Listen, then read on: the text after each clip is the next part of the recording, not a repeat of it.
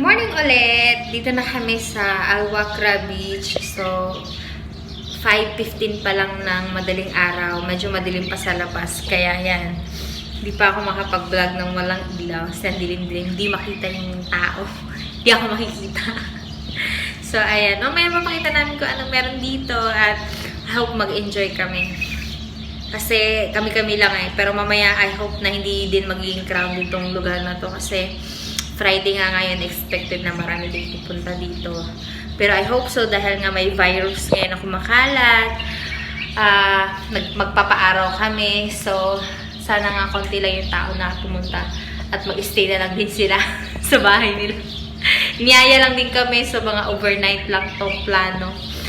Ayun. So, manood po kayo hanggang mamaya. Bye! Hello! Bati ka muna, Sister Ayet. Good morning, guys! Tangka din, nakakainis eh. Ayan o, na-enjoy ko lang ngayong nagustuhan ko lang yung tunog ng ibon. So, birang-bira ko marinig yung mga ibon. Pero dito parang ang dami nila. Hello, birds! Hello, birds! Hello, birds! Good morning!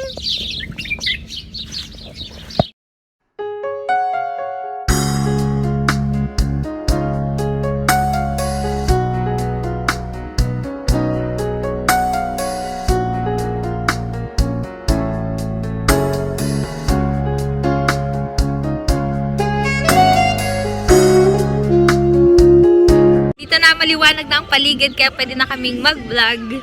Pwede nang mag-ikot-ikot sa Wakra Beach. So, ito yung aming mga... Hi, Sister Ayet! Yeah. Ayan.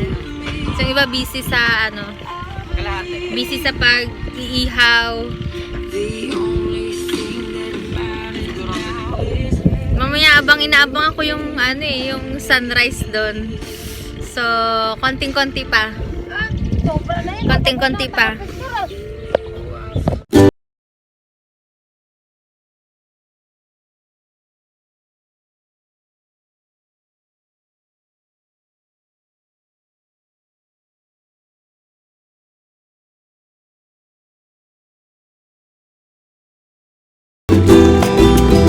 Ang gandahan dito kasi minimintin talaga nilang beach na malinis. Katulad niyan.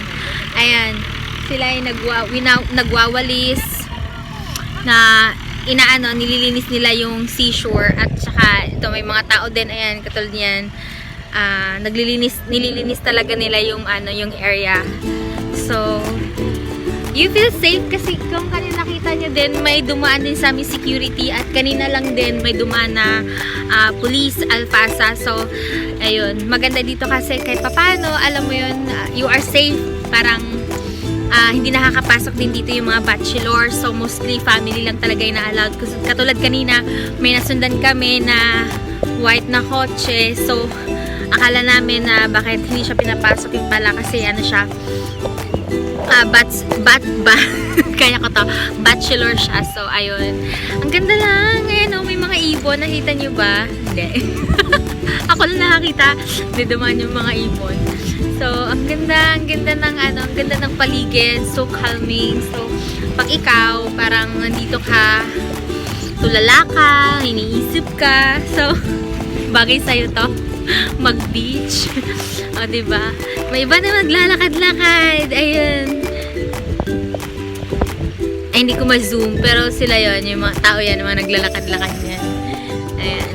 Tapos, di ka rin naman mababahala kung dito ka sa arawan kasi may mga may mga maliit silang cottage at saka higit sa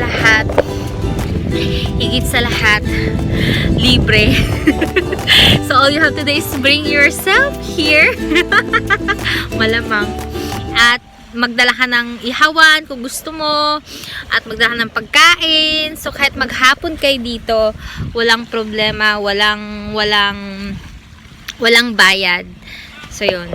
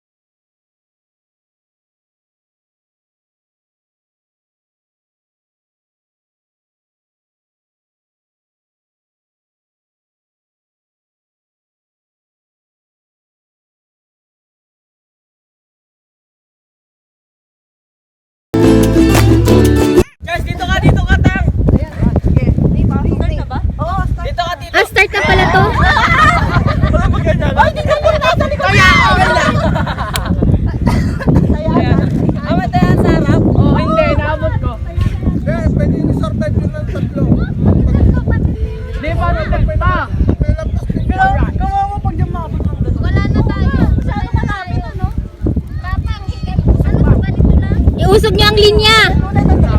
Ulitin ang linya. Kami ulit ha, pagka-ulit. Hello guys! Nandito pa rin tayo sa Wakra Beach. So, ang mga oras na to ay mga alas 11 na ng morning. Kasi pag alas 12 tanghali na yun, di ba? So, mga alas 11. So, nandito pa rin kami. Nakapag-swim pa kami at na-enjoy pa namin yung sandbar doon. Kaya lang, hindi ko na nakuhaan dahil hindi ko dala ang cellphone ko at ang layo-layo na para bumalik pa ako. So, yun. Ito yung kaninang nakikita nyo na, di ba, may mga alon-alon pa, yung pa sunrise pa lang, may mga alon-alon na maliliit na alon. So, ito na yun, mga bato-bato na ngayon dito. At ang rough na mga bato sa ilalim pala nun, di ba? Pero sa seashore niya, wow, sa seashore, Susie Shine Seashore, kanina napaka-fine, tapos ngayon mga bato-bato na nga. So, kita nyo, ayan yung mga cottage, tapos may yung mga lalaking tent, yan, parang playground ng mga kids. Hindi lang yan. Pwede nyo, kung may mga kids kayong dala, pwede kayo dyan, at maglaro lang sila.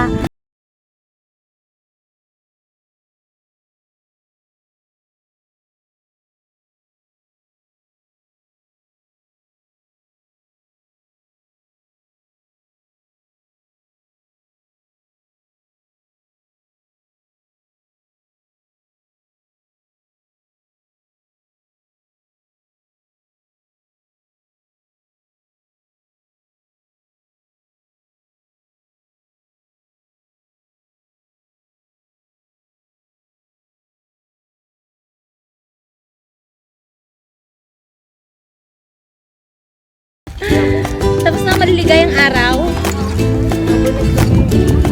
Overnight na naman.